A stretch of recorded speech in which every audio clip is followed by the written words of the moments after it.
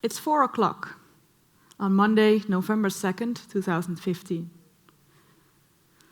I walk in the meeting room on the 5th floor of the Leeuwarden office of ING, the Netherlands. I look around. I see a lot of faces I don't know yet. Those are the product owners and chapter leads of the squads that I am going to work with. Welcome to this POCL meeting, someone says. Sounds pretty weird. POCL meeting. Never heard of it.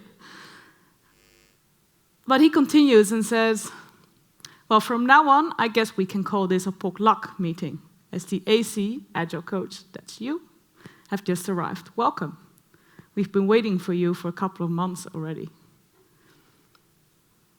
So I take a seat, take a deep breath, because this first POCLAC meeting, I first would like to observe what's happening. So when I observe, I'm not overly happy with what I see. The meeting doesn't seem to be very structured to me. Basically, they're going from topic to topic, from person to person. Some conversations are valuable, some are not. But overall, I'm wondering what's kind of the goal that they want to achieve with this meeting. And furthermore, I also wonder, what's the connection of the people in this meeting, these product owners and chapter leads, with the squads, the people on the work floor? Are these people in this meeting actually solving the problems of the squads, or are they actually solving their own problems at the moment? Well, one thing is for sure, I realized that at that moment, together we had a long journey ahead of us. And it's exactly that journey that I want to talk about today. I'd like to share with you today. It's been a journey with lots of challenges, lots of ups, lots of downs, lots of learnings. For instance, having the right people together, how do you make the right team of that? How do you serve the needs of these squads? That's as Agile leaders we're for. How do you grow, not only as squads, but also as a leadership team yourself? These are all questions that sometimes you can only answer in retrospect, if you're looking back, which I'm going to do together with you today.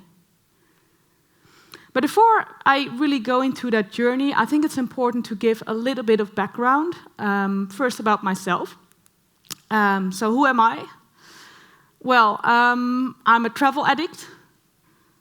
I'm a sports fan, music lover. I have a cat. And next to that, I'm also an Agile coach at ING since early 2015. I have a background in testing. Also, have worked several years as a Scrum Master. But now for a couple of years already, I'm enjoying the role of being an Agile coach.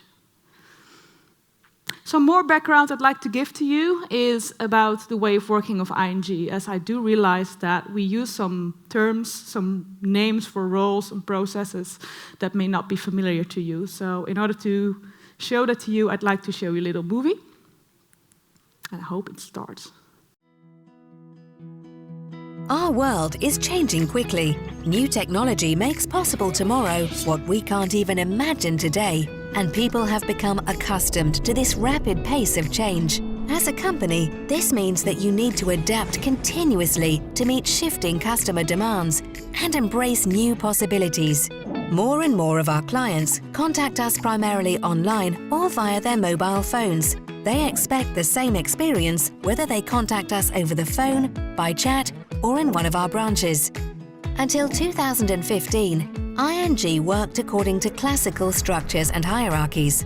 It had some advantages, but it doesn't work in an age of fintechs, big data, and hyperconnectivity. Something had to change. With a desire to innovate and meet customer needs and experiences as our starting point, and inspiration from digital innovators like Spotify, Google, and Netflix, ING became the first bank in the world to adopt the Agile way of working. And if you truly embrace the Agile way of working as an organization, you say goodbye to trusted structures. It's a bold move. Your goals change, and so do your ways of managing and organizing. Your values change, and you communicate differently. Agile working is a mindset. You don't act agile, you are agile. You need to trust each other, take responsibility, and make things happen. This creates a happy and involved workforce that shows initiative and is prepared for change. So, how do we achieve this? We work in squads, small autonomous teams with end-to-end responsibility for their own customer-related purpose. Our squads consist of different disciplines: customer journey experts, data analysts, IT developers, and UX designers. The product owner oversees the squad's work and takes responsibility for the output. Agile coaches secure the squad's culture, skills, and way of working to ensure they operate as a high-performing team. Squad members share expertise and develop their craftsmanship within a particular chapter. For example, the data analyses chapter or product management process chapter. The chapter lead secures the personal development of the chapter members and helps define how to get a job done. And how do we achieve cohesion between squads? That's where tribes come in, a set of squads with a related purpose. For example, we have the Service Tribe Daily Banking and a Service Tribe Mortgages. This agile way of working empowers us to adapt readily to changing consumer needs and feedback. It makes us faster and more innovative. And most importantly, it makes us more attractive to customers and employees. What does or does not work is a matter of trial and error. Agile working lives up to its name. Nothing is carved in stone. That's the essence of our way of working at ING. We are already agile in the Netherlands. Now, we're rolling out our new mindset globally. So, when introducing an agile way of working, ING realized that you cannot do that if you ignore culture. So, for a cultural transformation, ING chose to look at different kinds of inspirations. One important source of inspiration was the book Drive by Daniel Pink. And in that book, he describes that there's actually three main elements that are the motivators for people working on complex processes and products. And that is purpose, mastery, and autonomy. So, looking back at the time until 2015, facilitating purpose, mastery, and autonomy was something that was usually just done in a traditional structure by department managers and team managers. So it could very well be that just one single person was actually focusing on all three for the people he worked with. So that changed in 2015. The old department and team manager was kind of replaced by three roles: the product owner, the chapter lead, and the agile coach. And these three roles had their own area of interest. Still having issues with clickers here. Own areas of interest. So the product owner, main area of interest is its purpose. The purpose of what we would like to deliver to our customers.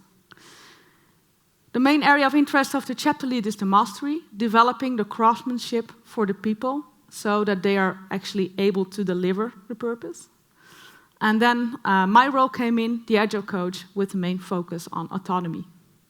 So the desire to direct our lives, making sure that people get a reasonable level of space in order to think, to act, to decide themselves. And together, these three roles form a coalition, sharing one common goal, namely creating the right conditions for all squads in order to thrive, to achieve the goals, to achieve the purpose. So we all three work for the squads, serve the squads. And that coalition is called the POCLAC. So let's get back to the journey that I'd like to talk about. One background story about the journey. Where did the journey take place? Well, in this case, I worked in the tribe Daily Banking Services. And this tribe consists of 30 different squads located on 2 locations in the Netherlands. Most squads were located in Amsterdam. I worked in Leeuwarden in the north of the country. So the POCLAC I'm going to talk about today served 4 squads. And these 4 squads had a scope of maintaining, developing, improving components for 4 different customer journeys, opening a new current account, changing a new current account, closing a current account, and live events impacting current accounts. These 4 squads, the members of these 4 squads were part of 6 different chapters. There were 4 different chapters on the business side and 2 different chapters on the IT side. Well, after I attended that meeting that was not so successful in my eyes, I thought about what to work on first. And I decided to have a look at and improve a few practical things first. So some structure improvements. I decided to have a look at the what, the how, and the who in this POCLAC. So how did we work? So first of all, I had a look at the what. Well, basically, the POCLAC coalition, usually as a virtual team, is meeting regularly, usually like once a sprint at least, to discuss the developments, discuss what is needed for just one single squad. Well, in this case, as you heard in my introduction, there was already a meeting, some kind of a management team meeting discussing the developments of 4 different squads combined. And based on our experiences with that, which were like quite positive if you look at sharing knowledge, sharing experiences, combining forces so that also the collaboration between the squads was well facilitated, we decided to just keep that. So our POCLAC was not focusing on the development of 1 squad, but on the development of 4 squads together. So who should actually be part of a POCLAC? Who's part of that coalition, of that virtual team? Well, if you look at the theory, it should just be all product owners, all chapter leads, and all agile coaches involved with those squads. So in this case, there were actually 4 different product owners, and in total 6 chapter leads, because there were 6 members of the members of the squads were part of 6 chapters in total. That was quite a lot, because that together makes a virtual team of 11 people. However, there was room for improvement there, which was quite easy to make, because we find out that there were actually 2 business chapter leads that were only represented 2 single squad members. So together with the other business chapter leads, we agreed that there was just a level of representation. So those 2 chapter leads were not attending our meetings, were not regularly in contact with us, only if that was really needed. So we trimmed down the team size of our virtual team to 9 people. Then the how. I noticed that there wasn't a lot of structure in the meeting. So I wanted to add some structure to the meeting in order to come to a better conversation and come to more efficient decisions in the meeting. So I proposed a fixed meeting agenda with some rules of the game connected to that.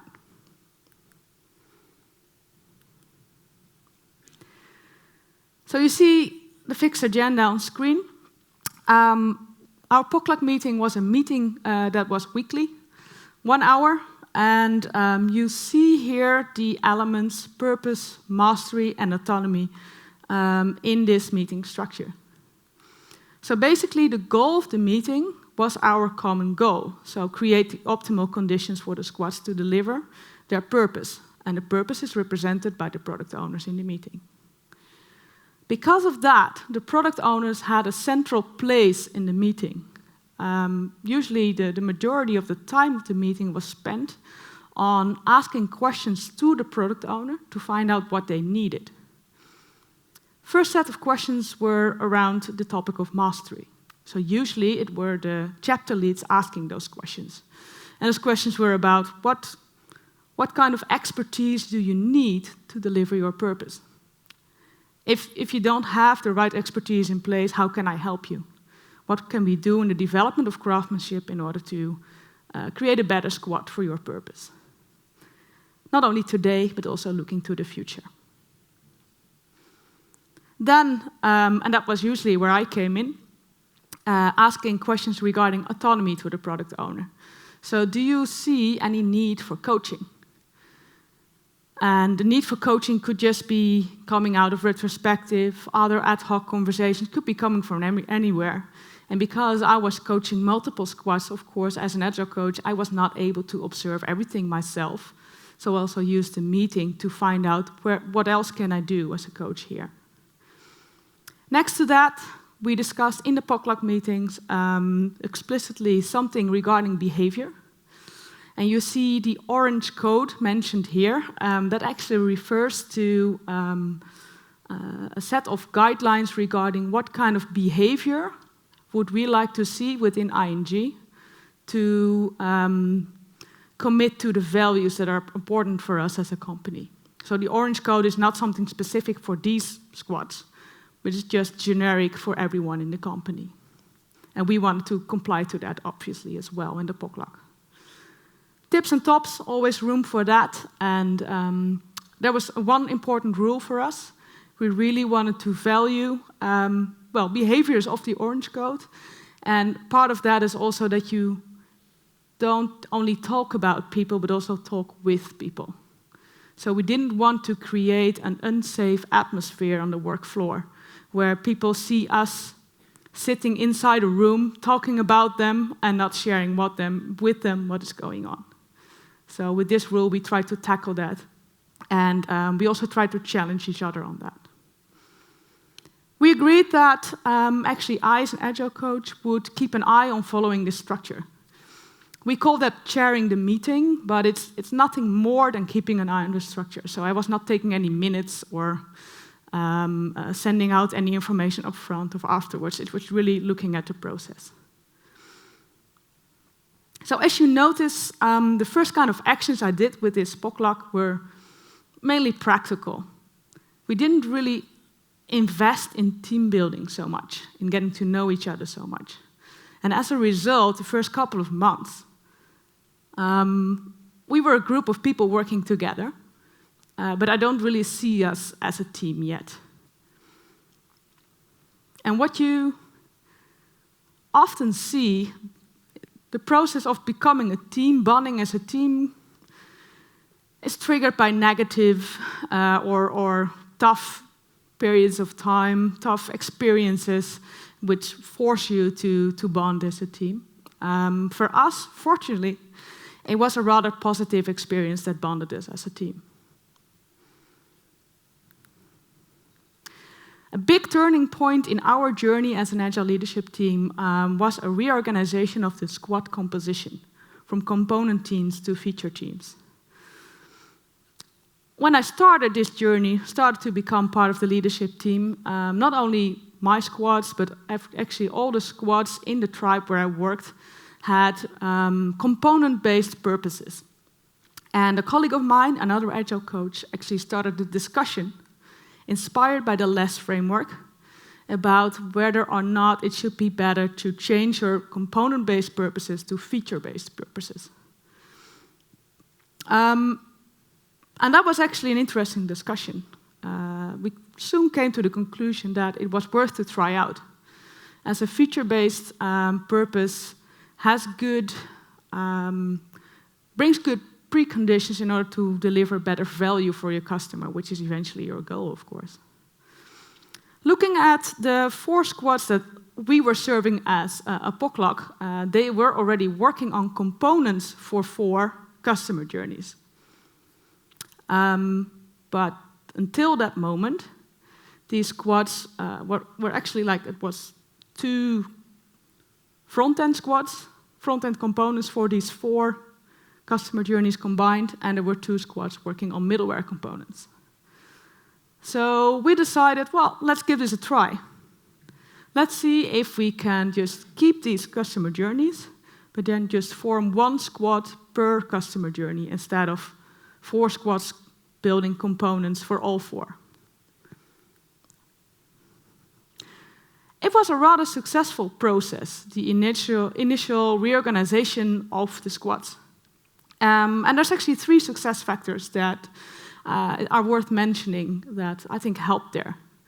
Well, first of all, as I discussed, it was relatively easy for us to reorganize from component teams to more feature-based purposes because these 4 journeys were already quite obvious. The only thing that we needed to do was actually bring some front-end developers, front-end specialists to another team so that they find an ideal mix with some middleware developers to become a feature team together. So it was logical that we started first. For us, it was quite easy to do that on paper. Secondly, what really helped was that we used a means of self-selection. I brought in that idea, or that question actually to the rest of the POCLAC. I advised them, well, if you would like to get buy-in from everyone in this reorganization, create a good start, it would be good to involve the squad members themselves as much as possible in the reorganization process. So that's what we did. As a POCLAC, we created some preconditions, some boundaries, for instance, some ideas on what kind of expertise do you need here and there, how should that purpose exactly look like. And from there, we actually presented that to the team members, and they could choose themselves to which squad they would like to belong. And we got a lot of compliments from that. They were really happy that we involved them in that way. And at that time, that was quite new in ING to reorganize your squads in such a way. Furthermore, and I think that was the best thing for us as a POCLAC team in this reorganization process, and that's for the first time we actually really worked on one common goal, namely the reorganization of component to feature teams. And the squad members also saw us doing that. So for the first time they saw, okay, this is not a traditional management team that we had for years. We actually have a POCLAC now who is from the 3 different angles working for us and trying to create conditions for us. So it really formed us as a team. Autonomy. That has been a key subject for our POCLAC for a long time. And it still is, by the way. We really believed that we had to value autonomy, that we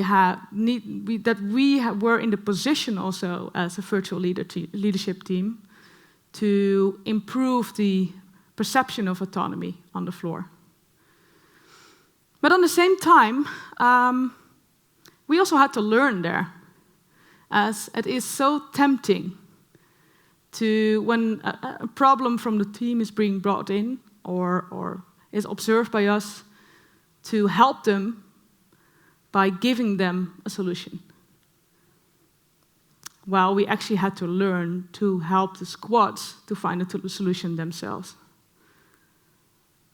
And I can give an example of a conversation where you see that struggle also. And that conversation is actually a true example.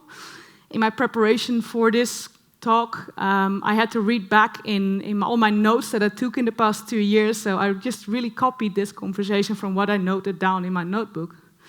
It's a conversation between the product owner and a chapter lead. And the product owner is actually worried about the available front-end capacity in a team during the holiday of one of the most senior front-end developers. There's another front-end developer there, but that one is still learning. And because this is about mastery, about craftsmanship, the product owner asks the chapter lead for help. It's interesting to see how the chapter lead responds to this. And I think that is a nice example of how we try to challenge each other also on what autonomy means for our behavior as a leadership team. The chapter lead here actually says, I'm not sure whether we really have a problem here. Did you already check whether this squad member has talked to other people from the same chapter? As stated before, a person in these squads is not only a member of the squad, but also a member of a chapter.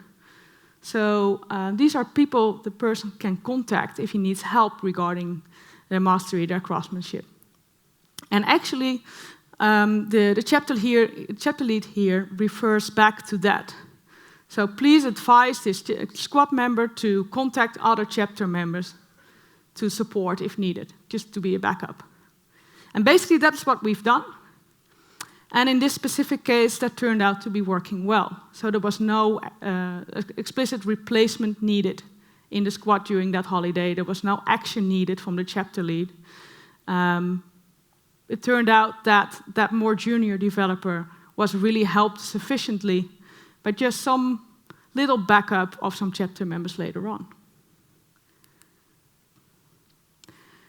So our collaboration, also that was an interesting topic. Because we try to be one virtual Agile leadership team, serving one goal. We also realized that we were serving one goal. But still, the product owner had the purpose most on top of mind. The chapter lead had the mastery most on top of mind, and I had the autonomy most on top of mind. So there were moments where we had conflicting interests, prioritizing mastery over purpose or the other way around. I have another conversation example that actually shows that. So in this case, in this example, the product owner again asks a question to the chapter lead, or actually it's not really a question, it's just a message. For your information, I have 2 members in my squad that I've asked to work full-time, use full-time their TIPCO skills because I have an urgent delivery to be doing. The chapter lead disagrees here because the chapter lead, with his mastery background, realizes that the TIPCO skills are less needed in the future. In order to cope with future challenges, future deliveries, he actually really would like to see that these 2 people are developing their Java skills. So using full-time TIPCO skills means a delay in the development of the Java skills, which is a risk for the future. So we'd rather see a different solution here. Who's right here? That's sometimes hard to judge. Basically, they both try to serve the delivery needs of ING, but they're looking at a different time span. As an Agile coach, I was always really happy that we had a POCLAC team and we had a POCLAC meeting, because that was a place where this conversation could be made explicit before the squad members were actually harmed by it. We could discuss it before we could take a decision each other. So in this specific case, we found a compromise in the middle and agreed to explore the opportunities for hiring external people to take care of the TIPCO skills on the short term. So we had to learn how to avoid the conflicting interests taking over or harming our effectiveness as a leadership team. We had to learn how our different backgrounds could actually strengthen each other and become a better team. A good example of that was how we dealt with the hiring process. At the beginning of our journey, hiring was strictly something for the chapter leads. If we were lucky, they informed us in the POCLAC meetings about, hey, I'm going to hire someone. That is something that is maybe solving your capacity issues. Soon after, the chapter lead was going to ask more information in the POCLAC meeting on what to hire, and then still did the interviews alone. But at the end of the journey that I'm describing here today, this was actually just a standard question in many POCLAC meetings. So chapter lead stepping into the meeting and saying, hey, there's a couple of interviews coming up again, referring back to a capacity request from a product owner previously, usually. And who's going to join me? So we usually did the interviews in couples. So there could be a couple of a business chapter lead with an IT chapter lead, or a couple of a product owner and a chapter lead. Didn't really matter, but we really looked like how can we join forces to work together. So it all worked well. Even as a POCLAC team, compared to other POCLAC teams in our tribe, we were recognized as a leadership team that worked well, that was quite effective. We were really valued for doing that. By people who saw us working, people who experienced a meeting of us. But there was a new challenge ahead, which created a new uncomfortable phase for us as a leadership team. Early 2017, a big new program was being introduced, having a lot of impact on the work of our squads as well. And it really forced us to raise the bar. It really forced us to consider, are we actually fit for this challenge at the moment? Is the performance of us as a leadership team good enough to face the challenge? But also, is the performance of our squads good enough to face the challenge? And we came to a painful conclusion here. The answer on these questions we could have known earlier if we would have been more focused on evaluation. And we realized that we didn't really evaluate those two things for a long time.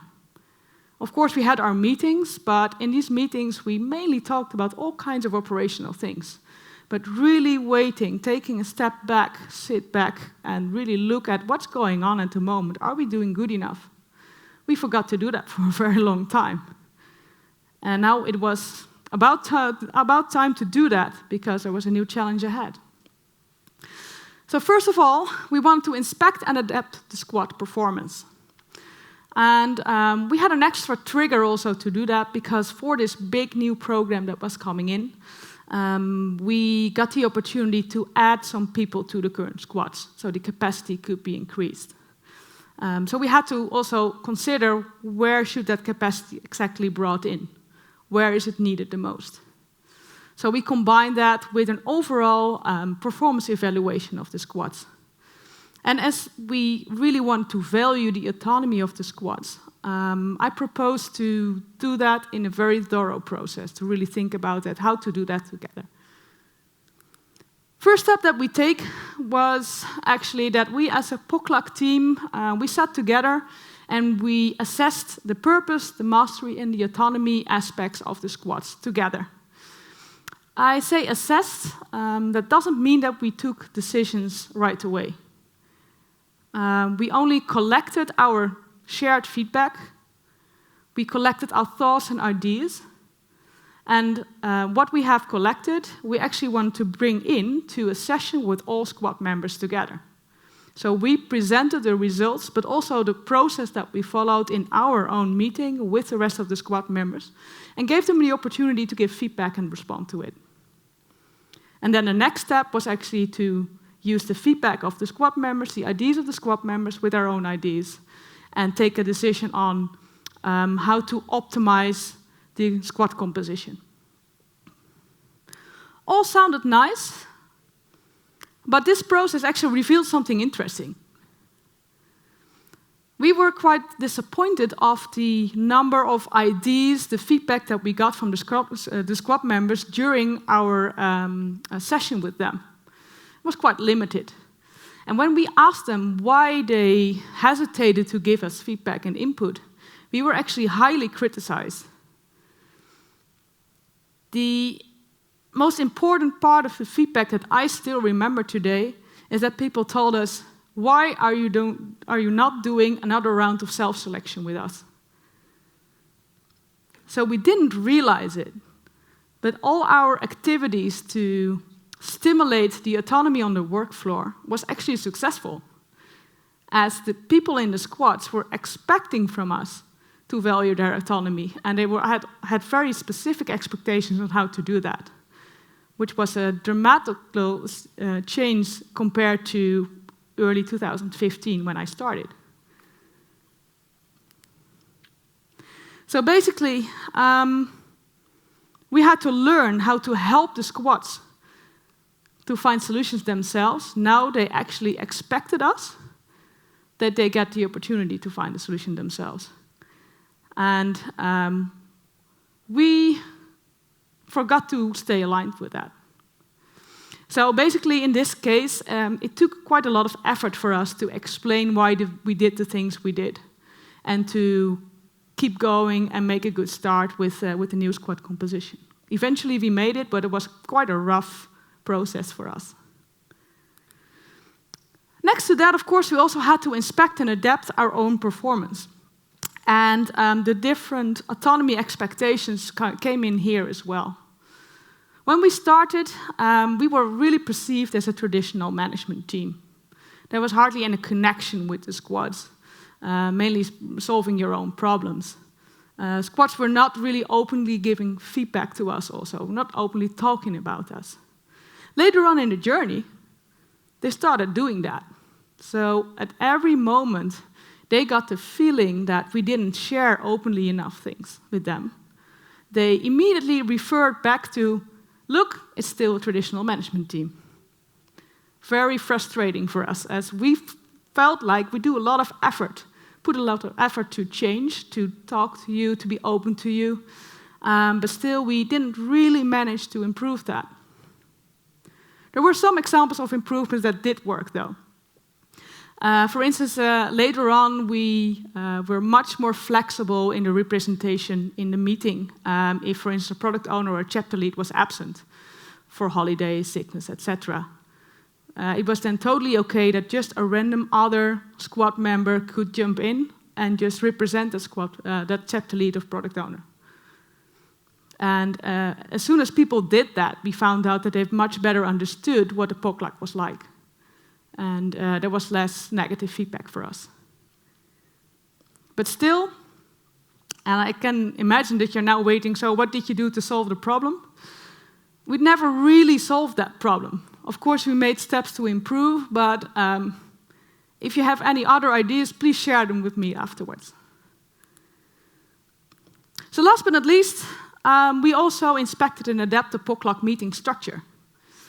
Triggered by feedback from the chapter leads, we changed the questioning in this meeting structure from product owner focused to squad focused. When it was still product owner focused, usually it was the product owner just answering the questions for like 75% of the meeting time, and then at the end there was room for the chapter lead and agile coach to bring in something else. Well, at some point, the chapter lead just approached me and also said, like, I feel less important than a product owner. And that is, while there should not be any hierarchy between the three roles, it's a coalition. They all have their own role, their own importance in serving the squads. So not a good thing. And that was actually quite an easy change. It was only a change initiated by me. I still wonder why I missed that point, such an easy thing. But the chapter leads just proposed, let's do not a round from product owner to product owner, but just do a round from squad to squad and still cover the same questions there, but be less strict in who talks when. And that worked fine for us. Another change that we made was actually adding one new question. We realized that we were talking a lot about problems, issues, things that were not going well in the squads, and that had impact on the atmosphere in the meeting. It looked like everything was bad and we were not doing a good job, which was just not true sometimes. So I added just one simple question to the meeting structure, and we did it at the beginning of the meeting to make sure that the atmosphere was also just positively impacted by it. And that is the question, what makes you proud? Looking back at this squad, in the period of time between this meeting and the previous meeting, what makes you proud? And there's always something to add. So a really nice change, it really helped us. So this POCLAC journey lasted 2 years, and I can at least talk 2 more hours about it. But I think I have covered those important points. And I think it's time to just cover that in a few key learnings. So I'd like to mention 5 key learnings that are most important to me. The first learning is stay focused on your shared goal and be explicit about it, especially when you're facing conflicting interests between the different roles. These conflicting interests will always be there, but as a leadership team together, you are there to serve these squads, to make sure that they can deliver what is needed for the customers. And explicitly talking about it really helps to prevent big issues because of these conflicting interests. Second one, be prepared for the moment that your culture actually changes. So refer back to that moment where we realized, hey, there's actually something changed with the autonomy perception in the squads. Make sure, as a leadership team, that you stay aligned with that. Stay aligned with the culture, because you are part of that culture too. You have to change, adjust, inspect, adapt your own behavior as well. And we did that, but looking back now, we could have done that earlier. Know who you work for and respect them. And in this case, I could have answered customers here, of course, but I'm not referring to customers in this case. Here I'm just talking about the squads. To avoid that you're being perceived as a traditional management team meeting, you really should involve the squad members as much as possible. You are not there for your own problems. You're there for solving their problems so that they can deliver the best results. Fourth one, never stop evaluating. Don't wait to take action. It sounds very obvious, but I've experienced it. We got lots of positive feedback from our environment about you're doing well, you're such an effective POCLAC, and I think mainly because of that, we did not take the time, on time, to evaluate how we were actually doing. So don't get in that trap and just set in a rhythm to evaluate yourself. And lastly, the agenda of your meeting matters a lot. And of course, this is not directly related to things like value, like customer. But we have to realize that the structure of your meeting influences the kind of conversation that you have. And the kind of conversation that you have influences the decisions that you make. And that influences the value that you deliver. So looking back at my first observation in a meeting 2015, where there was no structure at all, and so also not a lot of value, compared to how we did the meetings 2 years later, there was a big difference. So how did it continue?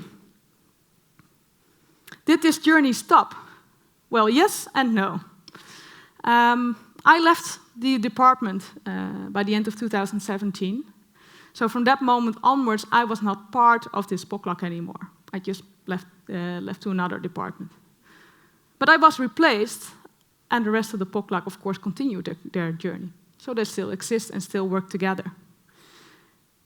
Looking back at the past 2 years, I have to say I'm proud.